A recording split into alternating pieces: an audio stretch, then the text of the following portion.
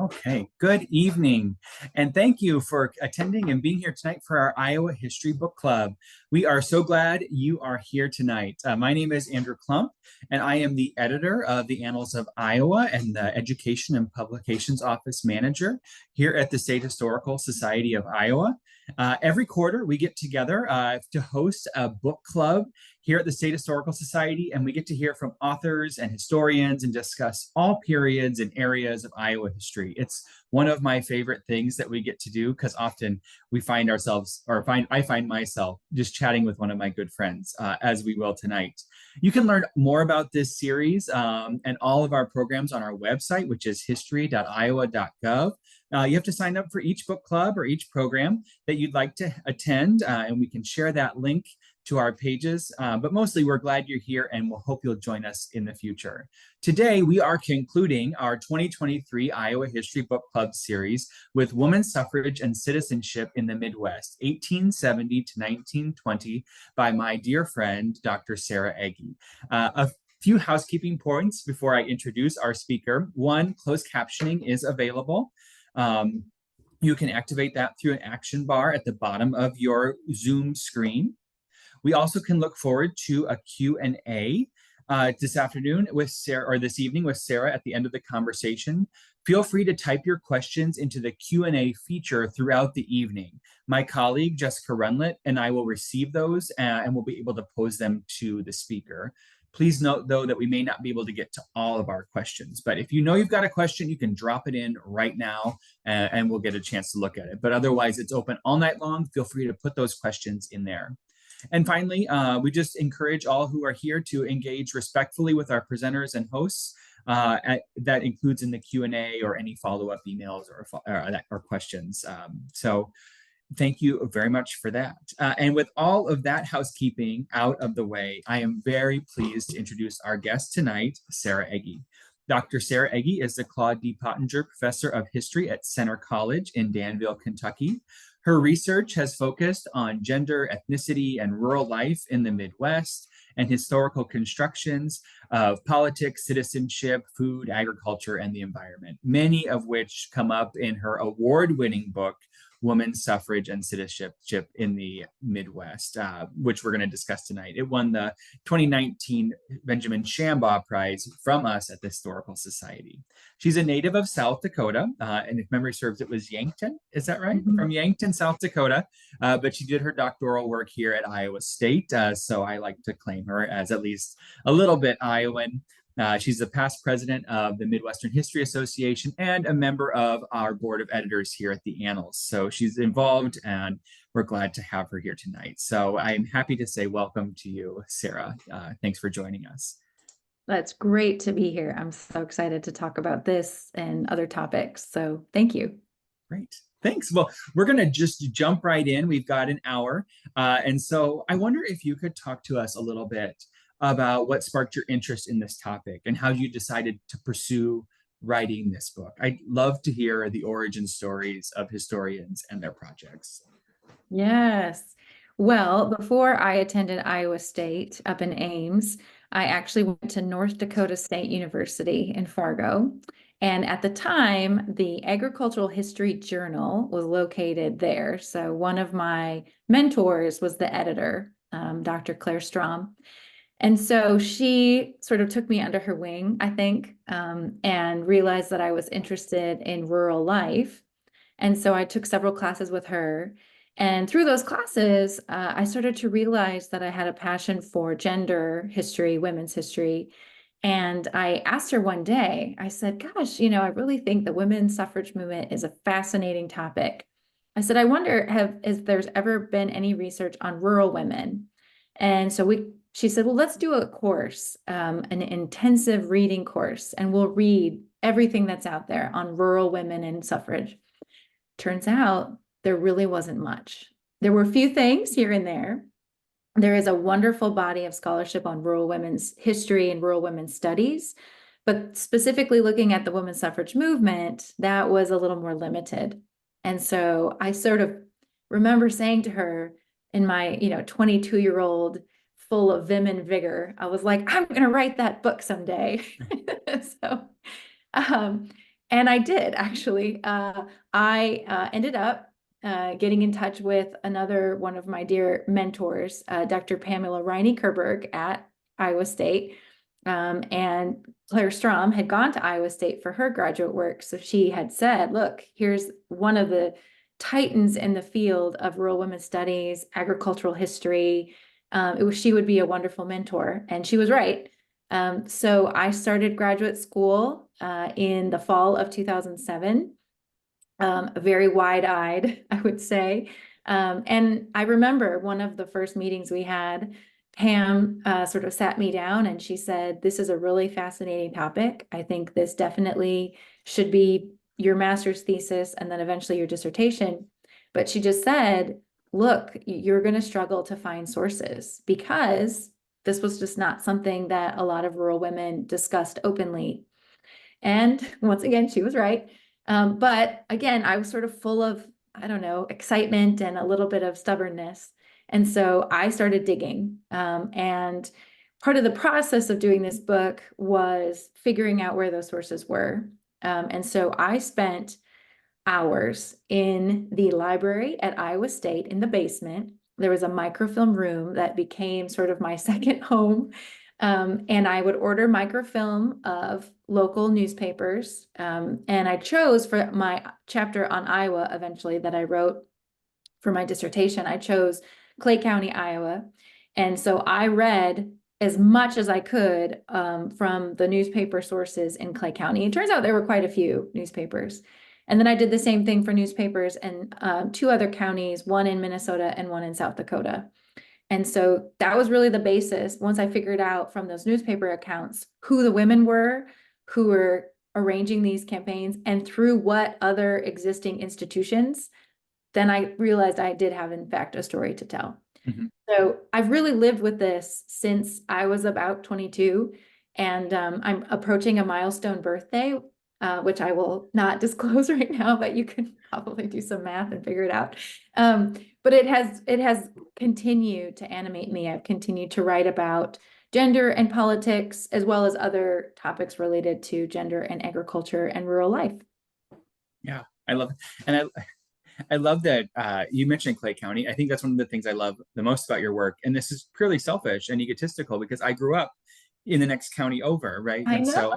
so I always love reading your work on Clay County because the places, even the small ones, are ones that I know really well because of Mhm. where I grew up. And so I think that's really fun. Yeah. Could you? And sorry, Go, I just have no, to add the other one more person who I must acknowledge and recognize is the late and great Dorothy Schweeder, who was living in Ames. She was retired by that point from Iowa State. And Pam said, hey, you really should talk to Dorothy about your ideas, sort of think about what you want to do and how you might want to do it. And it was Dorothy who encouraged me to adopt a comparative approach, to choose 3 different counties and to do a local history. And so looking at Clay County and looking at all those tiny towns there and figuring out the women there and men who were supporters, that was another encouragement from another titan in the field I will just say that, this is possible because of people who came before me, who paved the way. And then once that way was open, sort of ushered me through it. So I think that that's something too, I think is important to recognize. mhm. Yeah, we're all here because people took the time to help us Yeah. with our questions. And well, I wonder, like, you mentioned getting started and digging in, and was there any part of the researching or the writing process that surprised you? I know that I had a few of those, like where I discovered, these Japanese students who went to this Dutch college, right? In my own research, I'm like, what are you doing here Right. in 1870? Was there anything like that? Anything super surprising in the research or writing for you? Yeah, there were 2 things. And I think it was just a matter of developing that historical consciousness as a young graduate student. The first was I sort of assumed that any women involved in churches were not going to be suffragists. And that was so wrong. In fact, the vast majority of women who were suffragists in small towns in Iowa, Minnesota, South Dakota They were members of churches. They were prominent, in fact. They were well regarded. And one of the main vehicles that encouraged the development of suffrage sentiment was the Ladies' Aid Society. And I talk about that quite a bit because I was just sort of not expecting to see these church-going women engage with politics so freely. I think at one point I say in the book, they were totally okay with hearing a sermon on a Sunday morning and then a political speaker from the same pulpit that afternoon or evening. And so I found that to be really fascinating. And then I connected also in the book with the fact that these women built these churches. They were the fundraisers. They were having bake sales and bazaars and other activities. They raised the money. And even though they weren't often allowed to be leaders, they couldn't often vote in the matters, they held the purse strings. And so often the joke was, and I found this in many newspapers, which is what led me, was like, we all know who really runs the churches around here. And it was the women. Yeah. And so that was really surprising to me to see how easily for these women in literally the church they built or raised funds to build, they then invited suffrage speakers to come in, and that validated the gender politics and then that spatial element that they controlled that space too. So that was really powerful for me. And then the other thing, and this relates to what you study, Andrew, is I didn't quite get how important ethnicity was, the immigrant story to the story of women's suffrage. I understood that the whole region and Iowa in particular had been populated by white settler colonists who had come from lots of different places. Some were Americans from the East or other states who had come to Iowa, but there were also lots of immigrants. So I knew this. My last name is Eggy, right? Like I come from Norwegian immigrants, first to Iowa and then to South Dakota. So I am aware of it through my own history, as many of us are in Iowa. And yet I was sort of struck by the intensity with which both ethnic identity and then, of course, tied to religion was expressed in the Midwest and in Iowa at this time. It was a profoundly important part of their identity. And of course, it still is. But it also shaped dramatically then the stances people took towards causes like women's suffrage. So their ethnic identity was political, which was something that I hadn't quite grasped in the way, certainly you do it really well in your own work on the Dutch. So not to call you out, but it does really dovetail nicely when I realized that what I was really doing was telling a story of immigrants as well as these suffragists who come in and then in the end actually use immigrants to propel the cause forward in the region, a region which largely did not favor suffrage until enough anti-immigrant sentiment had built up that then they were very happy to support suffrage at that point. And that's roughly around World War I. Yeah.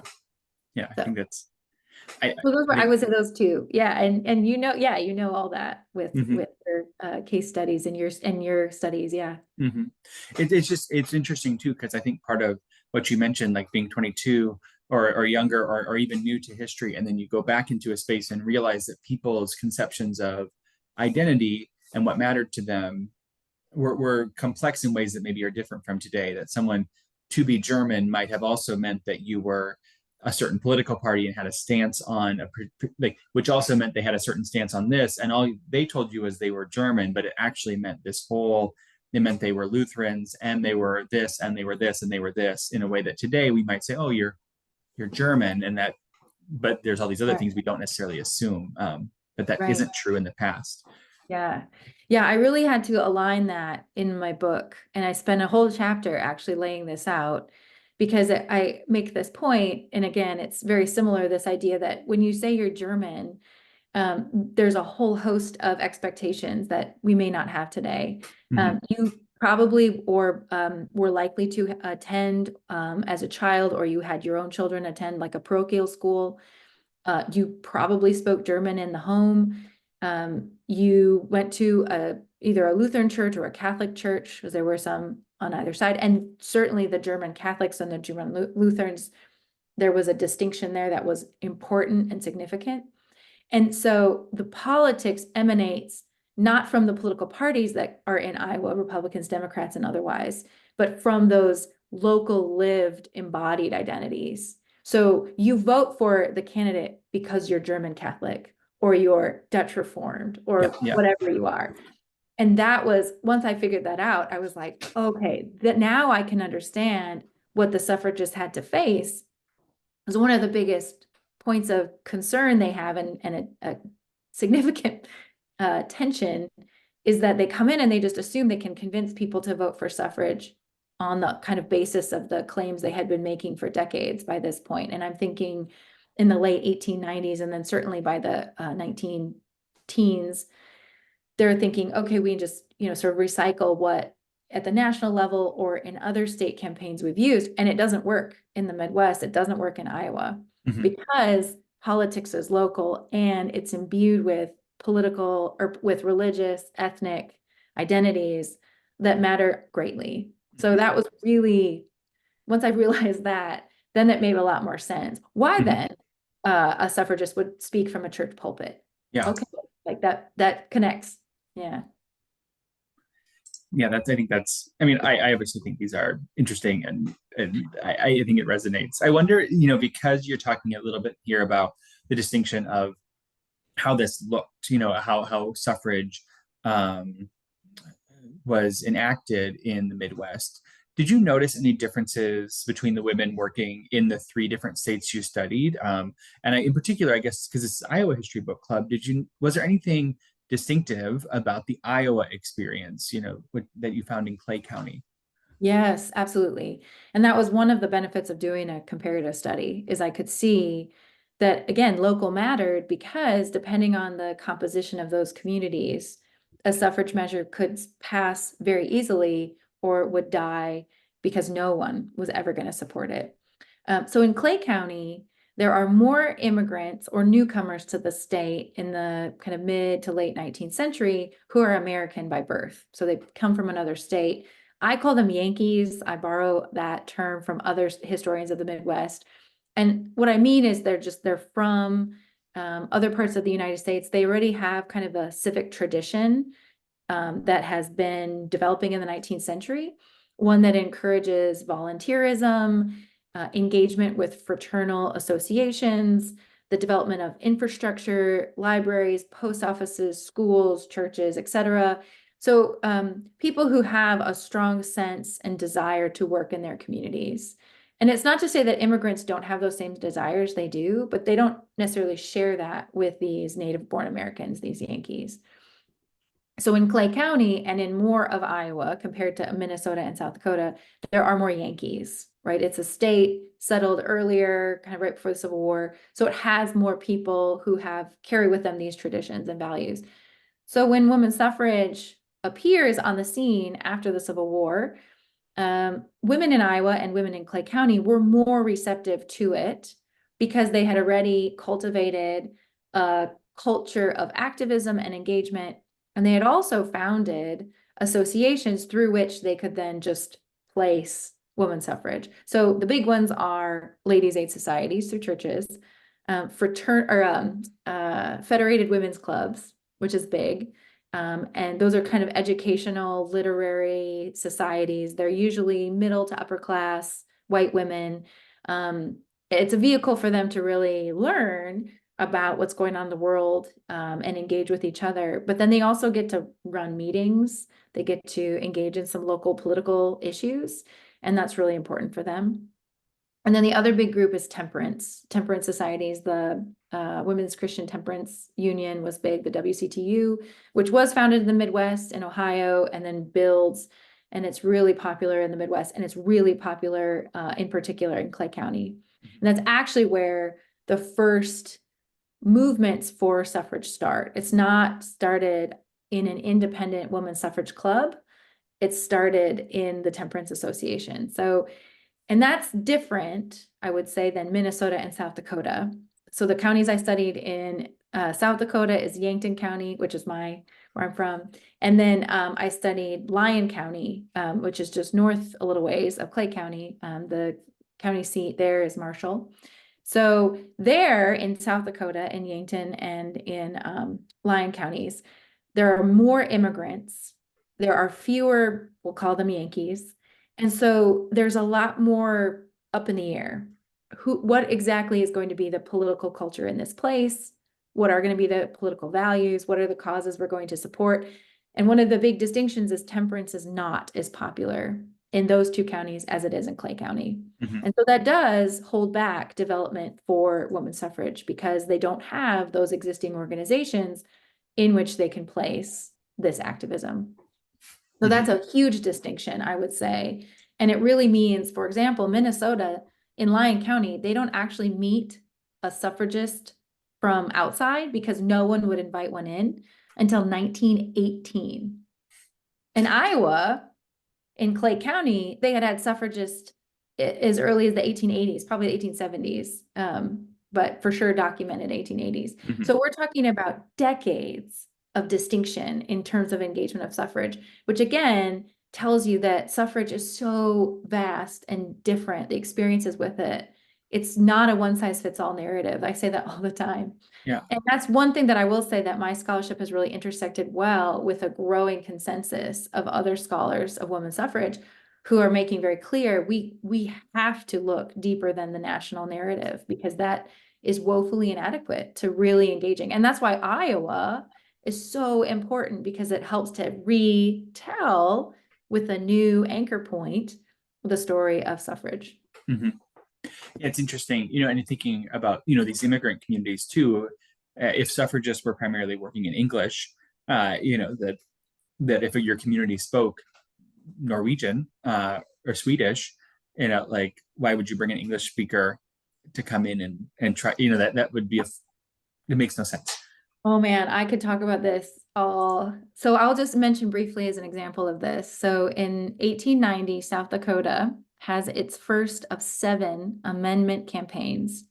These were amendments that were brought through the state legislature by sympathetic legislators. And so South Dakota has a remarkable history with women's suffrage just because it has 7 campaigns. Iowa has 1, Minnesota has none. But in 1890, they have the first one, and Carrie Chapman Catt, Iowan, is there. She's an organizer on behalf of the national organization. It's her first campaign. She's pretty green. She's learning as she goes. But it's really fascinating because they're going to all these small towns and they're writing back, they're reporting, they're like, nobody here speaks English. They're speaking Norwegian, they're speaking German. These are all Czech immigrants. Like, what are we doing? And the national organization, Susan B. Anthony is there as well. And they're just caught flat-footed. They don't have an answer. They don't have enough local context and they haven't fully prepared themselves for that ethnic diversity and the practical needs that creates. In 1898, they have another campaign in South Dakota.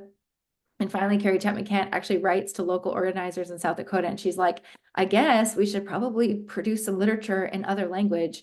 If you could do that, that'd be great. And of course, the local organizers are like, well, we have no money. And, what do you want us to say? And it's all jumbled up. But they at least by that point recognize that they should probably do that. But it's really not until Iowa in the 1916 where we do see that finally a proliferation of, or at least more engagement with literature in other languges. Mm-hmm. So. Super. I think that's always super interesting. The language barrier that we often don't think of anymore when we think of European immigrants, at least, and how important it was actually in the past. Yeah, I will say, like, one of my favorite quotes, and I think this speaks to the history of the Midwest and the history of Iowa. And again, it's something that we've lost. One of my favorite quotes comes from an oral history. I don't remember the guy's name, but he's like, you could walk down the street and you could hear every language other than English. And I was like, that to me is remarkable when we think about that kind of ethnic expression and linguistic expression in a small town in Iowa. And when we think about the kind of ways we sort of limit or just sort of assess like what Iowa is, if we don't take those things into account, we miss that real vibrant history of Iowa. So yeah. All right, I'm looking at our time. We'll switch. We're going to open up for Q&A. So in just a few minutes. So if you've got questions, feel free to keep putting those in. We are seeing them and we're getting them integrated for later. But the Q&A is still open. So go ahead and put anything in. I have two more questions. I've got more, but I'll stick with two. One is just that, beyond Iowa, we're talking about Iowa history, but how can this history that you found in Clay County and Yankton County and Lyon County, of women and suffrage help us understand regional or national or international history? And that I'm very interested in questions of the Midwest as a and what that and the in the nation and internationally. This my work does all of those kinds of things, and so I'm just curious how your work helps us see these larger regional, national, international trends when they're viewed from this very local and specific place here in Iowa, here in these similar counties in our neighboring states. Yeah, absolutely. It's such an important question. I could spend so much time answering it, but I will say two things. The first is sort of the obvious. So Carrie Chapman Catt, she is Iowa born. Well, she's not born in Iowa, sorry, but she's raised in Iowa. She goes to Iowa State Agricultural College, my alma mater, and becomes the president of the National American Women's Suffrage Association, NASA. But then she also becomes an international figure. She goes and spends a number of years abroad, and she's engaged in a lot of international women's rights circles. She works for peace as the outbreak of World War II or World War One, World War One is happening. So I think one of the things that we have to recognize is these kinds of discrete examples of Iowans or, Iowa products or Iowa ideas that reverberate in these kinds of national and international contexts. And she's just one example of this. So I think that's one part of this. I think the other big thing that my study has constantly challenged me to think about, this is a moment in the early 20th century when women's suffrage really flourishes. There are great questions about democracy and who gets to participate. And especially with the anti-immigrant backlash of that time in Iowa and in the Midwest, these questions have a specific, a poignant specificity, I would say, where people are limiting outright their neighbors' abilities to participate because they don't trust them. And you went from a region that was growing and flourishing and developing, people were on board for economic development, reaching out to neighbors, reaching out to immigrant neighbors. And with World War I, it's a drastic shift. And I think that question, Woodrow Wilson makes the claim, we're going to make the world safe for democracy. And suffragists, Carrie Chapman Catt, especially grab onto that. There's a suffragist in Iowa, a woman named Anna Lother, who writes, she's the president of the Iowa Equal Suffrage Association during World War I, and she writes this circular to all the suffrage women in the network in Iowa. And she says, we are going to make the world safe for democracy too. That's what women's suffrage will do. So she connects the fight for democracy and war with women's suffrage. Like women voting will make the world safe and it will make the world peaceful. And so I think those kinds of big questions that are happening about democracy and war, and how do we think about who gets to participate?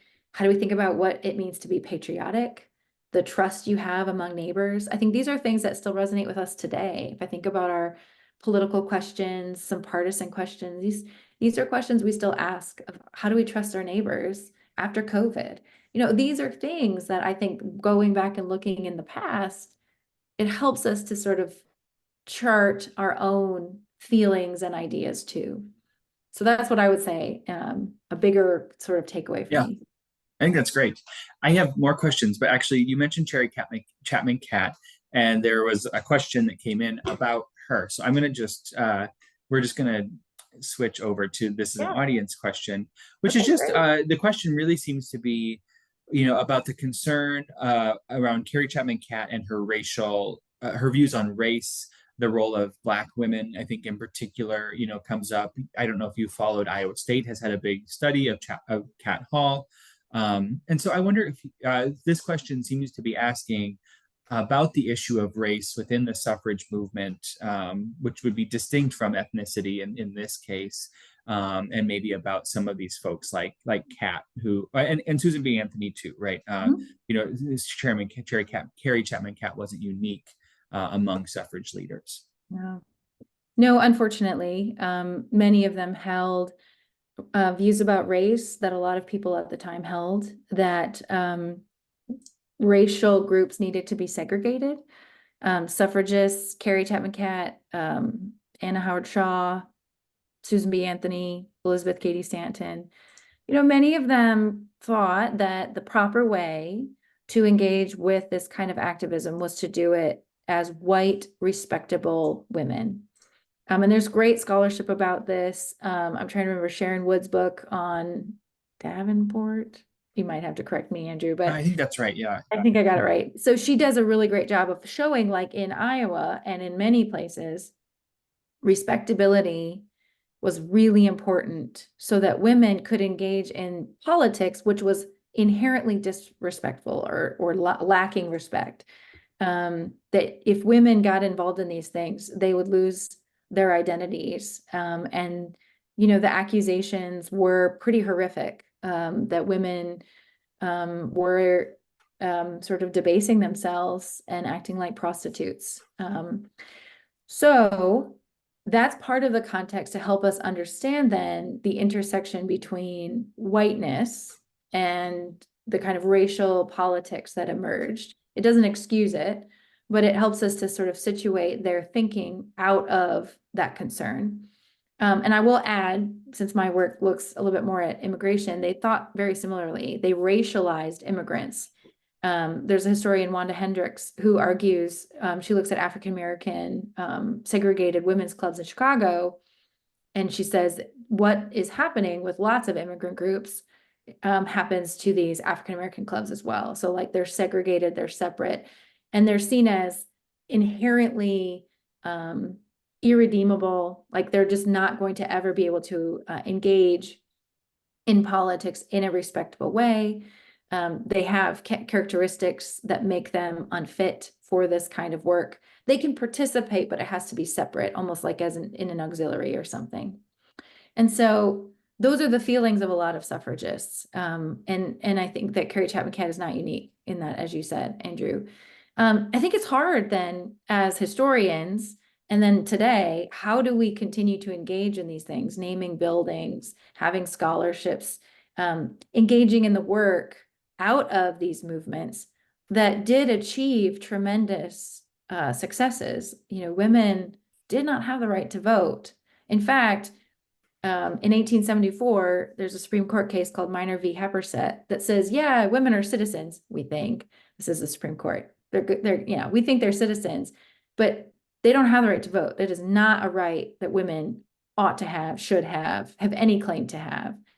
So part of it as well with this context is the just clear lack of any acknowledgement of gender equality in the Constitution until the 19th Amendment. It's the first time any mention, they use the word sex, but they mean the right to vote shall not be abridged on the basis of a person's gender identity, and that means women. So it's tricky because they did achieve that. At the same time, there were so many women of color who were disenfranchised in their particular states for whom the 19th Amendment did not apply. Indigenous women could not vote. So these are the tricky complexities that we historians sort of engage with. Mm-hmm. I think the bottom line for me is, what stories are we telling? When we tell these stories, it takes some time to lay out all of these complexities, and it's hard to sometimes capture that in the name of a building, frankly. So then what do we do with those, but we want to name things, or we have these names existing? Like, how do we engage with those legacies?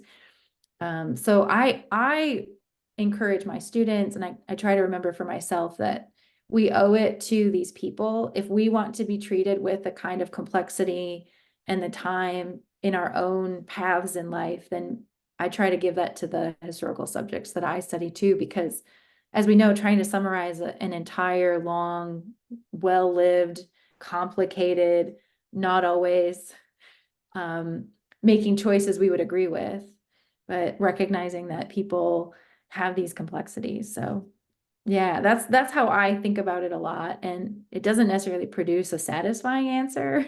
Like, here's what we should do. But it does, I think, remind us that this is the project of trying to explore these multifaceted, contradictory identities, because we have them too. Mhm. Yeah, I think that's a great, it's a good way of kind of framing the complexity of people like Kat or any number of folks. You know, it was in the news a lot more a few years ago, but that is Yeah. something I think historians, as historians, we grapple with often, recognizing both the issues of race in this case, and also the ways that that this person was an advocate and doing work. We have to be able to hold them together. Yeah. So, Yeah. uh, And a lot of times, we live in a world where things are bite-sized, short, our online engagements often, we only get so many characters, and there's reasons for that. And I think that's important, though, again, calling for a little more time to engage, to react, to, sort of explore. Yeah, I think that's good for all of us to mhm. sort of take away those kinds of things. And Kat is, I mean, she's a fascinating figure. She had personal tragedies. She lost two husbands. She was this sort of figure from Iowa who engaged with these tremendous other leading figures. She was denied over and over again from men in power, frankly, who were the representatives either in the Iowa legislature or in Congress, any stake. I mean, I always try to remember, these women suffragists were asking for and demanding something that they had no way of actually ensuring it. They had to convince someone else who had no reason to give them access to the ballot to do so. Yeah, and it's always striking about suffrage, right? Is that it was men who made the decision because women didn't Yeah. have the right to vote. No, Uh, it's not something and that they just have to, convince enough people to sign a petition or, mhm, I mean, they could do a state amendment and have a vote yeah, that way. But again, you have to convince male voters to vote for something. And as we know, like enfranchisement is expensive. It requires new ways of engaging with new populations, new constituents. So for a lot of the elected leaders who wanted to continue to be elected leaders, it was a big hill to climb for them. yeah, They didn't want that. yeah. So So yeah. you've talked a little bit about some of the leaders like Kat, and one of the questions, this was sent in or before with registration, was just a question about why isn't Iowa's importance and maybe the Midwest's importance to the suffragist movement taught or presented more? And so it isn't just Susan B. Anthony or Elizabeth Cady Stanton. So I know you've thought a little bit about this, especially a few years ago when all those national narratives were coming out to mark the 100th anniversary. But do you have thoughts on why the stories that you found so fascinating have been overlooked or aren't included as often? Yes, I do. I have many thoughts. I would summarize them that there is a deficit in the field that often overlooks the Midwest and Iowa. And I think that there's certainly a lot of scholarship, but in terms of gender and women's suffrage, as I mentioned before, there just really wasn't a lot. And I think in part, I don't think it's because people didn't know or didn't realize it's important. I think Iowans know Iowa is important. And I think that that's a really significant thing. And other people know that Iowa is important. But I think one of the reasons why it was overlooked is because there's a 6-volume history of women's suffrage. It's written, the first couple of volumes are written by 4 authors, and then after that, it's really 2 authors. Elizabeth Cady Stanton is in there in the early, and then she dies. Susan B. Anthony is there, and then she dies. It's really Ida Husted Harper who's there throughout. And then early on, a woman named Matilda Gage is part of it. And then she kind of gets ostracized. And that's a whole other, I could tell you about that, but that's a whole other thing. But they write the history as it's unfolding. So as I tell people, this is both history and propaganda. And one of the realities is they had all these campaigns, in particular in South Dakota, but they had been to the Midwest several times trying to drum up support. And they did not have the best experience. They thought all these immigrants were never going to support suffrage. It was a lost cause. They thought that there was not enough infrastructure. There were not enough ways to get to all the voters. So they called this place primitive and backwards. And so they inserted their own prejudice into the historical narrative. And then that narrative gets perpetuated by some of the earliest scholars, for better or worse. And so it took later scholars with some degree of scrutiny to say, actually, these suffragists were denying or obscuring the full importance of Iowa. And so that's what I think in part has led to such a later emergence of Iowa into the field. And I think it was always there, but it's just when you don't think there's much. I think a lot of I remember when I was learning about this, the prevailing assumption was like, well, there really wasn't much of a campaign in Iowa. There really weren't that many people who were interested in it. So one of the biggest hurdles I had from the beginning was just proving that, in fact, there were in Clay County in 1916, 64 women spent 3 months mounting a campaign with multiple stops. They get in their vehicles with banners flying in the back of the cars, and they drive around to all these little towns, and they have these open air meetings, which are incredibly radical, because a woman speaking is one thing, but a woman speaking in public to an audience that's not like in an opera house or in a church where it's kind of, you can sit and be respectful, like you are within arm's reach of your audience. That was incredibly difficult. Remember that about respectability, they were really putting their reputations on the line when they did that. And 64 of them did that, put away other things to engage in this campaign. And it was successful in Clay County. It was not in the state of Iowa in 1916. It lost by just about 10,000 votes. There are a whole story there about accusations of voter fraud and rigging the election and people not registering when they needed to register. It's a long story, but it's fascinating because in Clay County it passed, and a lot of the reasons that it passed, many people say, is because they had this committed base of local activists. Mhm. Yeah, So I think that's true. I always think it's very interesting to kind of look at the ways that these rural stories complicate or tell different narratives. So this is a little bit more specific question, but I think I have a guess. If it's too, we'll see. So the question is about, the book says that Clay County was cut out of another county, including 24 miles of verdant farmland. It says it's in 1858, which says it's on page 26 of your book. And so the question is, does that imply that there were only 24 square miles of the 567 square miles of land in Clay County that were under cultivation in 1858? And that I think the more general question would be like, if moving, at what stage of development would have Clay County been in 1858, right? That might be a, that's where my kind of instinct to answer comes from. But I don't know if you have any insights specifically or not there. So I'm trying to remember the exact, I'm sure I got that from a local history, one of the histories of Clay County. I think there are 2 or 3 of those that I consulted quite a bit. And so I think the number is when they broke apart, they were larger counties. So the northwest part of Iowa, those were some of the last counties to be settled, because as I write, there was some native violence, there was violence among white settler colonists and indigenous people that lingered. And so it was settled later than other parts of the state. And so they had these bigger counties. And then as settlers made claims, it was to their advantage to try to claim a smaller county or claim like the county seat. That was always something that if people could get access to the county seat and the kind of political center there, that was a big deal. And so the number of acre or of whatever, I don't remember that, but it was primarily agricultural early on. There was the river that was part of that. So there was some water there. And up in Northwest Iowa at the time, there were more water sources. A lot of the land got drained as more people came to farm there. But primarily the vast majority of people there were farming.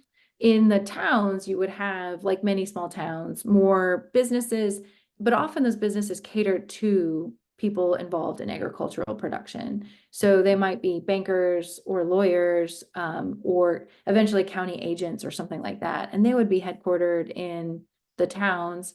And they would certainly care an awful lot about agricultural development, but they weren't necessarily involved with it themselves as much. But yeah, I think most of the counties, in Lyon County, I'm trying to remember the primary agricultural products. I think in Minnesota they grew a little because it was a little colder. I don't want, this is putting my memory on the spot, but I think it was more diverse, I will say. I think right now with, if you think about agriculture in Iowa, you often think, corn, maybe some soybeans, hogs, and it was more diverse. There were more farmers and they grew more products for market. It And also, much smaller. yeah, and smaller. Yeah, right. And it also depended your proximity to a railroad. So one of the things I remember reading about is when Fort Dodge got a rail line, that was a big deal. Because then people in Northwest Iowa didn't have to travel quite as far. I can't remember where it was before Fort Dodge, sorry. But that was like a helpful, because then they could get access to a market and their product could get that journey was a little bit faster, so they Yeah. didn't lose as much or didn't have to worry about spoilage or something. Well, and I imagine 1858 is extremely early in the settlement of Northwest Iowa. So 24 square miles of land under cultivation sounds very small, but it was only the year earlier that there was violence at Spirit Lake. Right, Um, that's what I was thinking and about. and I anecdotally as well, my family arrived in Cherokee County in 1862, which is just right next door. And I remember them writing that there was nothing there but grass and indigenous people, like that we have a little card that says there's nothing in Cherokee County except for the native people and grass. And Yeah. so really like and you look at Sioux County, which is a little farther over, and when the Dutch arrive in 1870, there's only a tiny settlement on the Big Sioux, Calliope, or Calliope is how it's pronounced, which is now near Hayward. Nobody, no settlers were living there yet, cultivating land. So my suspicion too, at that early date, is that truly it was very sparsely populated by settlers, and at that time, most of the Dakota, the Wapakute, who had been there, had then been driven out. So that's my suspicion, not having done the work. But I think you're. Well, and they were still worried about indigenous violence even after the Spirit Lake conflict, because in Lyon County in the north, they're still not quite settling those areas because they're thinking like there's still a heavy presence of indigenous people there. And so I'm thinking of we call it the Dakota Sioux War, the US, 1862, right? And then that whole and the Mankato. That's not that far really from this kind of Northwest Iowa. And so you're right. Some of the earliest settlers, I'm trying to remember the name of it. It's like Gillespie Grove or something in Gillett Grove. It's Gillett Grove. Yes, that's it. I was like, it's G something. You've got a plant. I grew up. This is I so know helpful. Gillett Grove. Yes. But that was one of the first places, and it was very small. It was just a couple families really for a few years before more people could come in. And one of the reasons is they don't have the railroad for quite a while. So it's hard to in Iowa history. One of the things we have to balance is that the eastern part of the state often is settled by white folks even before statehood, but Northwest especially, it's much later. It is, so I could talk about that all day, but we've got another question, which I also think is interesting. Did immigrant women put a significant effort into other causes for women's rights besides suffrage, like property rights, domestic roles, equal pay, education? I know there was some debate in other denominations about women's ordination even early on. If so, we could see these women as women's rights advocates who simply did not choose suffrage as their most important issue. So it's putting them in a larger ecosystem of women's rights and what that looks like. Absolutely. Yes. So there were immigrant women who were involved, and they didn't necessarily choose women's suffrage. And again, for a variety of reasons, depending on maybe their ethnic identity, their family, their religious affiliation, all those things could mean that women's suffrage was just not going to be a tenable cause. But absolutely. So one of the causes that a lot of immigrant women, and I would say rural Iowa women in general, they cared a lot about was the developing kind of infrastructure, both economic and social, cultural. And in terms of economic, I would say I would locate a movement, again, we don't often hear a lot about, but it's the Good Roads movement. I'm sure you came across that, Andrew. But it's a big deal because, again, similar to the conversation we were just having about the railroad, you have this movement of farmers who the roads, so the roads were not managed through some sort of state funds or something like that. They were sort of locally managed. And the development of those was a bit haphazard, local county or local state or county groups would sort of like say, okay, we're gonna put a road here. But in terms of managing them, there's great quotes, right? Like in the spring, all Iowa's roads are mud and ruts, you Yeah, know, and yeah. broken down wagons and whatever. And so it's by the early 20th century, it's a huge issue. And farm women take this up. And it's fascinating, and immigrant women in particular, because they often live in rural places, they're not as connected, and they want to be. Especially like if you think of the Dutch, your work, you know, you have colonies in different places, and it's hard to always get to them if the roads are impassable for a month. Hmm. So it's just a tricky thing. And so what they end up doing is they really start to push for more of a systemic funded through some sort of appropriations or some sort of method. So and then with appropriate technologies at the time so that they can actually have roads. And their big argument is to connect communities and to have their children especially have access to the cultural and educational amenities in towns. Libraries were huge as one example.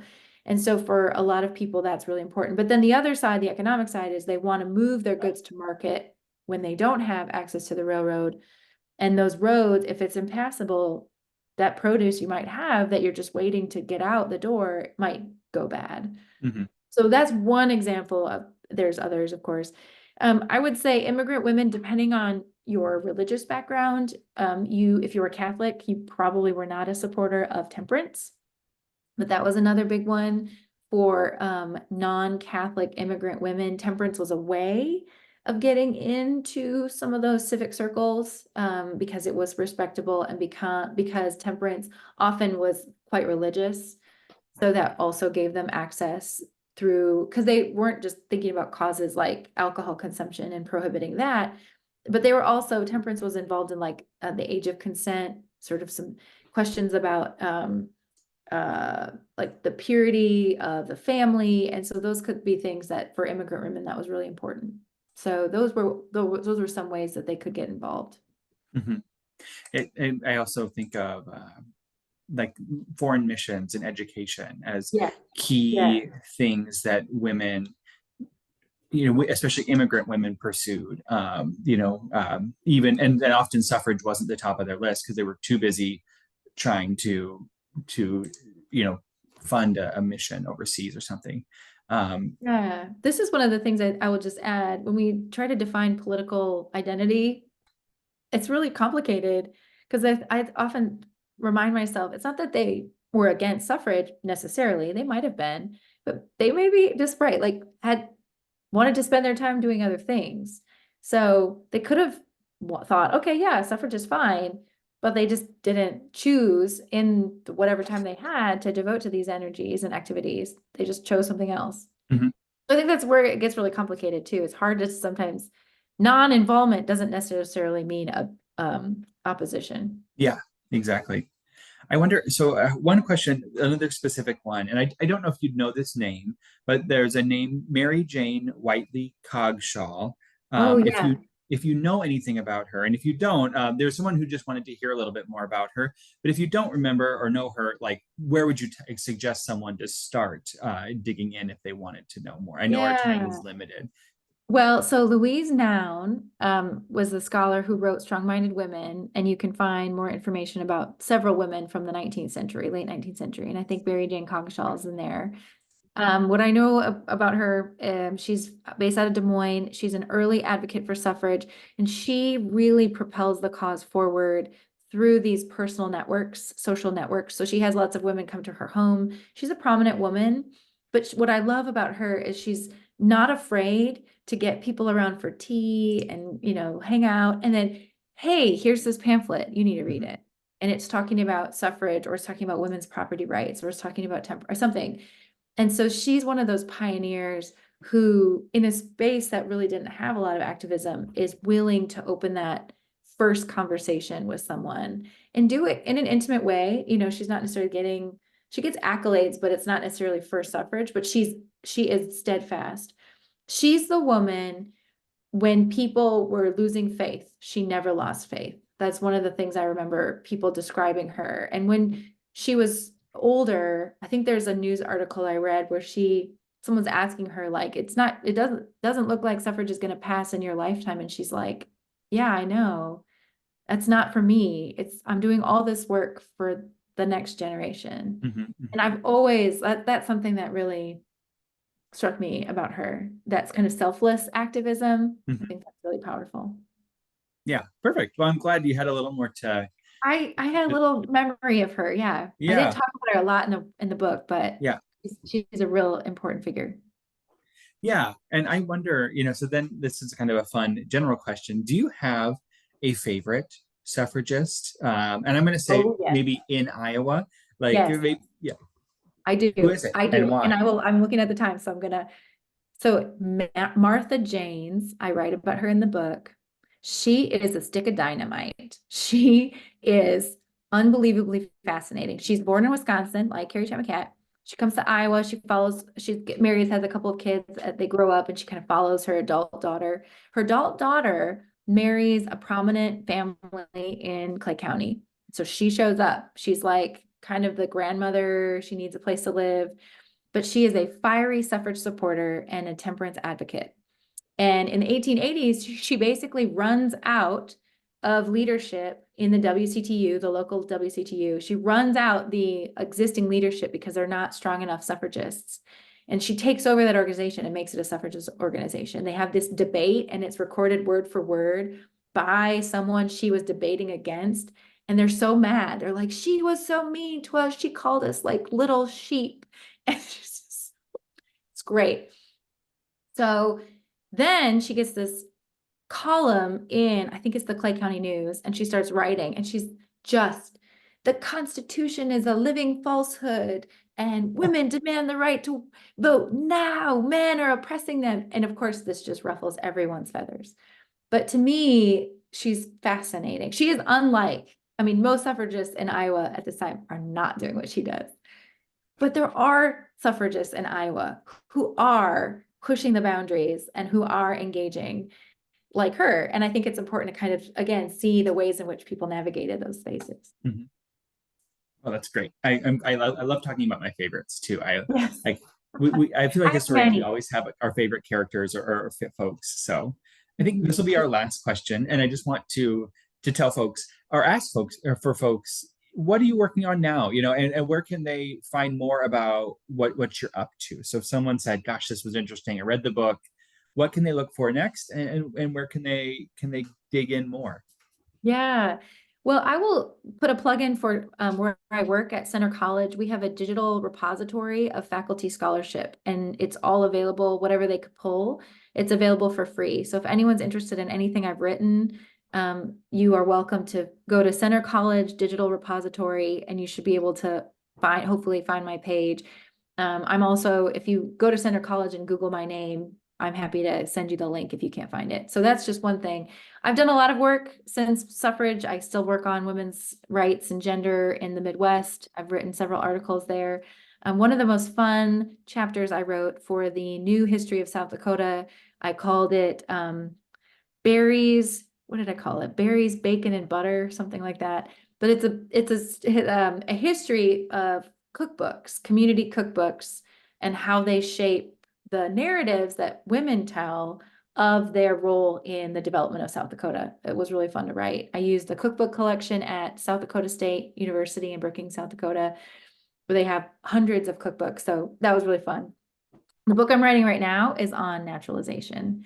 So the second part of the title, Woman, Suffrage, and Citizenship, is one of the big things that I took away from this project, the book, was that this is really about citizenship. These women claim themselves as citizens. And so I got really interested in this idea that what about these people who are not citizens? And I'll just say naturalization has changed dramatically. It was the most crazy, chaotic structure in the 19th century. It made no sense. Local county clerks basically wrote whatever rules they wanted. Many women were clerks, in fact, or deputy clerks who did a lot of these cases. So that's a fascinating angle, that women who cannot vote and it's not really sure if they're citizens are making citizens. It's just, all of it is exactly what I love to look at. These contradictions, these policies we think make total sense, and they make no sense. So that's what I'm working on right now. And that hopefully I will have that book done this coming year. How exciting. I will look forward to it. Well, Thanks. well, with that answer, I think that's our time for tonight. I could talk all evening, but we like to stay on time. I think we can all agree this has been a lot of fun and a really interesting conversation about a fascinating book with a great scholar. So I want to thank everyone for joining us this evening, and a big thank you to you, Sarah, for making time to be with us, especially when it's an hour later where you are in Kentucky. I always love the chance to talk to people that I admire and are my friends. And it's just, we're really honored to have you tonight. Thanks for joining us, for spending the time. We hope everyone will sign up for our next book club, which is actually going to take place in March. It's going to be fascinating. We're talking to Jeff Bremer about his brand new book, A New History of Iowa. The registration link and information about that will be uploaded on our website, history.iowa.gov, in early 2024. So look for that next year, but that's the teaser because you are here tonight. We'll let you know what's coming in March. For more information, you can always check out also several of our other programs. We have digital programs, our Goldie's Kid Club activities for young historians, recordings of our Iowa 101 series, and you can also subscribe to the Annals for cutting edge research on Iowa history and reviews of brand new books. But with that, we want to thank everyone for joining us tonight, and have a great evening. Take care.